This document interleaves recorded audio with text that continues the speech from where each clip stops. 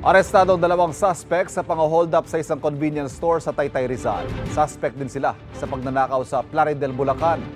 May unang balita si Bam Alegre.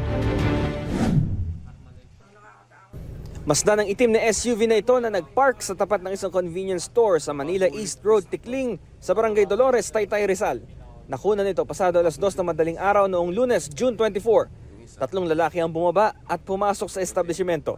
Matapos ang ilang saglit, lumabas na uli ang tatlong lalaki at dali-daling umalis papuntang Marcos Highway. Hinold up pala nila ang convenience store. Nagpanggap daw na bibili ang mga lalaki pero kalaunay tinutukan ng baril ang tatlong empleyado ng tindahan. Ginapos nila ang mga biktima at saka sinira ang vault.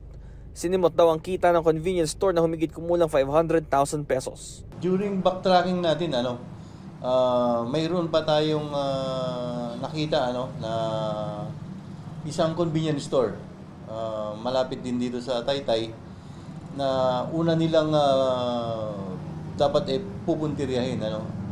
Siguro na-assess nila na alerto o merong gwardiya at maraming customer kung kaya't hindi nila ito itinuloy.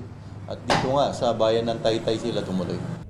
Hindi pa nakontento ang mga suspect, ilang oras lang ang pagitan ng hold up at nakarating pa sila sa Plaridel, Bulacan. Dumiretso ang grupo papuntang Pampanga pero natiktikin na sila sa isa sa mga bayan dito. Doon naaresto ang dalawa sa tatlong suspect. On our part, ongoing pa rin yung ating backtracking para at least ma-check agad natin o ma-determine talaga natin yung pagkakilanlan nila. As to the part naman ng Bulacan, continuous pa rin yung follow-up nila doon as per our coordination sa Plaridel. Nakuha sa kanila ang tig-isang kalibre 38. Hindi ko din po sir alam sir. Wala po kami sir alam sir.